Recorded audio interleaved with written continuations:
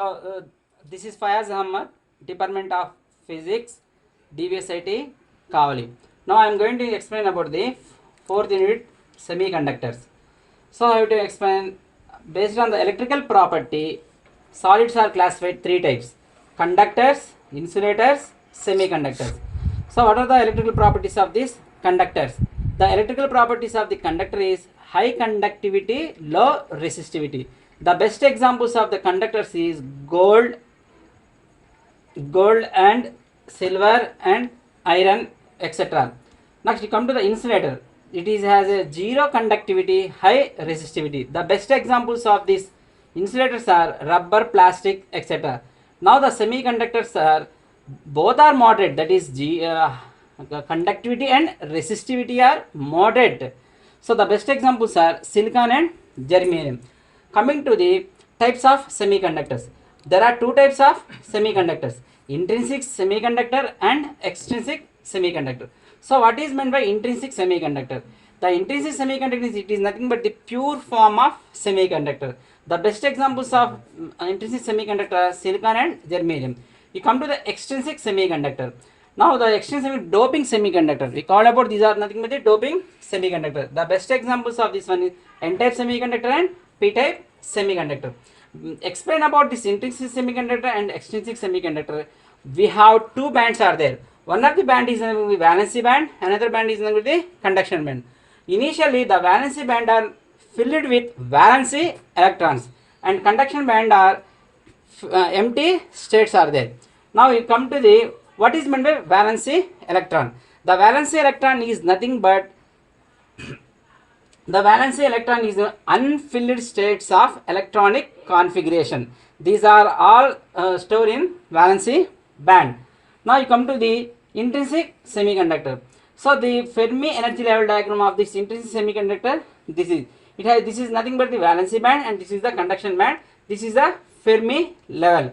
So in valency band it filled with valency electrons. In conduction band it has a empty states are there.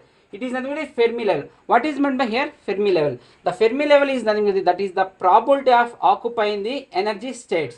That is nothing but the Fermi level. For intrinsic semiconductor, it is lies in between or middle of these two bands. That is the conduction band and valency band. Now it is nothing but at 0 degree Kelvin. This is the position of the Fermi level diagram. Now when T greater than 0 degree Kelvin, T greater than 0 degree Kelvin, what happened? The valency electrons get sufficient energy and it can move from valency band to the conduction band. When the valency electrons move from valency band to the conduction band, it leaves one empty space in conduction band. The empty space we call about the holes. How many valency electrons are moving from valency band to the conduction band? That much amount of valency electrons is converted into the free electrons in conduction band. Now these are equal number of holes and electrons. So when temperature greater than 0 degree Kelvin, the carrier concentration is equal. That is number of electrons equal to number of holes. And you come to the what is the position of the Fermi level? The position of the Fermi level is nothing but middle of these two bands. That is conduction band energy and valency band energy level by 2. That is EF equal to EC plus EV by 2. Now we come to the second extrinsic semiconductor. The extrinsic semiconductor are two types: N-type semiconductor and P-type semiconductor. These two are getting by doping process. You come to the N-type semiconductor. So how you have to dope this one? Doping with pentavalent impurities to the fourth group of elements. That is silicon and germanium. What are the pentavalent impurities? This is the fifth group of element. That is phosphorus, arsenic and bismuth. Now what is the representation of the N-type of semiconductor? This is the two-dimensional representation. This is nothing but germanium, and I have to germanium has 4 valence electrons of its outermost orbit. Now I have to dope the phosphorus element. The phosphorus element is the 5 valence electrons are there. These 4 are shared with 4 valence electrons and one is extra. That extra is it is a free movement of covalent bonds. We call about this is the donor ions. We call about this is the donor ions. These donor ions are forming at donor energy level. Now this is nothing Fermi energy level structure of the N-type semiconductor.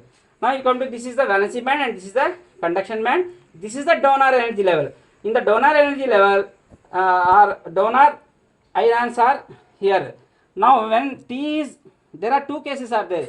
T greater than 0 degree Kelvin. What happened? When T greater than 0 degree Kelvin, initially the donor energy level ions are moving from donor energy level to the conduction band. Now in this one it can move the free electrons. Now you come to the, when second case is when T greater than 300 degree Kelvin. In valency band, the valency electrons gets the energy and it can move from valency band to the conduction band, and it can move from valency band to the conduction band. It can leave the one empty spaces. It can leave the empty spaces in valency band. So it can create two holes. So finally we conclude that the number of electrons are higher or greater compared to the holes. So the carrier concentration of electrons greater than the carrier concentration of the holes.